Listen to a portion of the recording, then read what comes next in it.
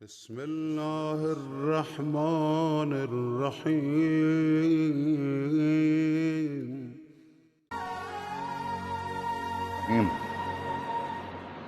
نوئیڈا آزاداری کا جو پوری دنیا میں نشر پیغام کربلا کیا جا رہا ہے، آج اس پہ ہم بھی حاضر ہیں اور ہمیں موضوع دیا گیا ہے، عنوان دیا گیا ہے آزاداری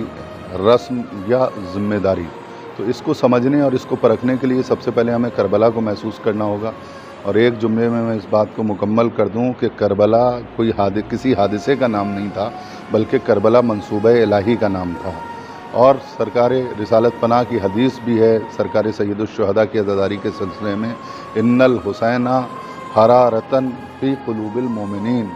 ان قتل الحسین حرارتن فی قلوب المومنین، یعنی سرکار سید الشہداء فرزند رسول کی شہادت ہمیشہ مومنین کے قلوب میں حرارت پیدا کرتی رہے گی۔ تو یہ عزاداری ایک تحریک کا نام ہے، عزاداری ایک صراط مستقیم کا نام ہے، عزاداری ایک قوت کا نام ہے، عزاداری ایک جادے کا نام ہے، عزاداری ایک صراط مستقیم کا نام ہے، عزاداری ایک راستے کا نام ہے، اور عزاداری اس قوت اور اس تحریک کا نام ہے جو سوئی ہوئی قوموں کو بیدار کرتی ہے اور جو ضمیر و وجدان میں انقلاب برپا کرتی ہے۔ ظاہر سی بات ہے، جب ہم پوری دنیا کے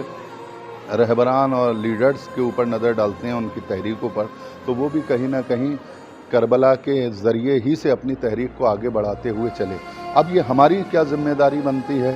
اور ہم اسے کس طرح سے لیں اور کس طرح سے آگے بڑھائیں اور کس طرح سے آنے والی نسلوں میں منتقل کریں؟ تو ظاہر سی بات ہے، آج سے 1400 سال پہلے سن 61 ہجری میں سرکار سید الشہداء فرزند رسول امام حسین علیہ السلام نے اپنے 72 عظیم ساتھیوں کے ساتھ قربانی پیش کر کے اسلام کو بچایا تھا، عظمت کعبہ کو بچایا تھا،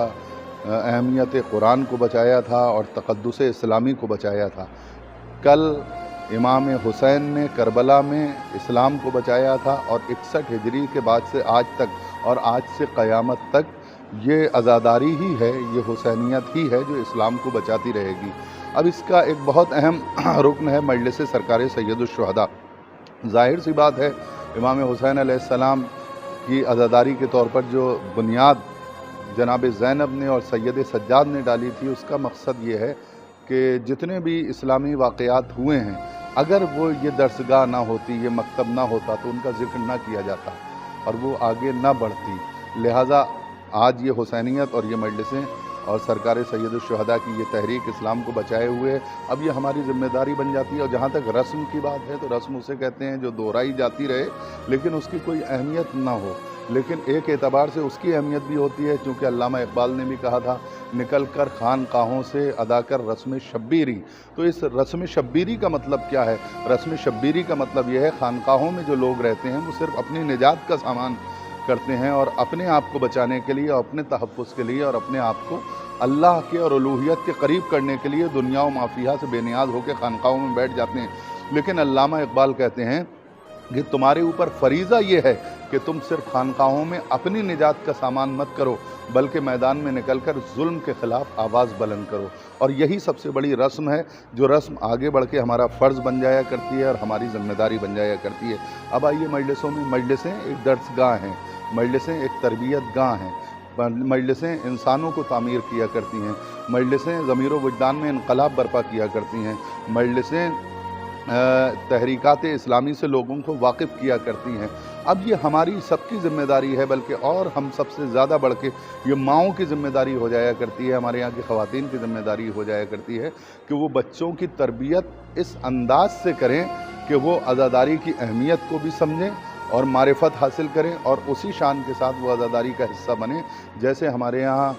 ہمارے بزرگوں نے اس تحریک کو آگے بڑھایا تھا۔ مجلسیں ہیں، تو مجلسوں میں ہمیں کس طرح سے بیٹھنا ہے؟ مجلسیں صرف یہی نہیں کہ کربلا کا ذکر ہوتا ہے، یزید پر لعنت بھیجی جاتی ہے، بلکہ مجلسوں کے پلیٹ فارم سے دنیا کے تمام سبجیکٹس اور تمام علوم کو آگے بڑھایا جاتا ہے، جس سے ذہنی تربیت ہوتی ہے اور فکروں کے سوتے کھلتے ہیں، اور یہ تحریک آگے بڑھا کرتی ہے۔ اب اس کے ساتھ ساتھ تہذیب اخلاق بھی ہمیں سکھایا کرتی ہیں مجلسیں، اور اس سیاست مدن بھی سکھایا کرتی ہیں، یعنی اخلاقیات کے جتنے بھی راستے ہیں وہ مجلسوں کے ذریعے سے ملتے ہیں۔ हमें किस तरह से बैठना है, किस तरह से उठना है, या ज़िक्र सरकार सैयदुश्शुहदा अगर हो रहा है तो ज़ाहिर सी बात है सरकार रिसालत पनाह ही नहीं बल्कि करबला की अगर बुनियाद देखी जाए तो जनाब आदम से लेके और जनाब ख़ातम तक जितने भी अंबिया हैं वो सब करबला को याद करके रोते रहे हैं। तो ज़ाहिर सी बात है ये इतना अजीम गम है, तो हमें ये चाहिए कि हम उसी अंदाज से इसको ज़िम्मेदारी समझ के आगे वाली नस्लों में मारिफत पैदा करें कि इस अज़ादारी की अहमियत को समझें और हमारी जो हुसैनी अखलाक है और हुसैनी तहरीक है उसको महसूस करें और उसको समझें। ज़ाहिर सी बात है हमारी सबसे ज़्यादा जो हमारा गिरां क़द्र सरमाया है, सबसे ज़्यादा अहमियत वाली चीज़ है और सबसे ज़्यादा कीमती सरमाया है वो है हमारी तहज़ीब अज़ा, वो है हमारी तहरीक अज़ा। और अगर हम तहज़ीब अज़ा को उस अंदाज से बरकरार नहीं रख पाए जो हमारे बुज़ुर्गों ने हम तक पहुंचाई है तो कहीं ना कहीं हम अपने फ़राइज़ के साथ साथ और अपनी ज़िम्मेदारियों के साथ इंसाफ करते हुए नज़र नहीं आएंगे। लिहाजा ये हमारी ज़िम्मेदारी है, हमारे बुज़ुर्गों की ज़िम्मेदारी है, हमारी माओं की ज़िम्मेदारी है, नौजवानों की ज़िम्मेदारी है कि इसकी अहमियत को समझें, इसकी वक़्त को समझें, इसके मकाम को पहचानें, इसके मर्तबे को पहचानें और इस तरह से इस करबला की तहरीक को आने वाली नस्लों में मुंतकिल करें कि जैसे बुज़ुर्गों ने हम तक पहुंचाई है, उसी शान व शौकत के साथ और उसी अंदाज के साथ। और ज़ाहिर सी बात है अगर हम अपनी इस ज़िम्मेदारी को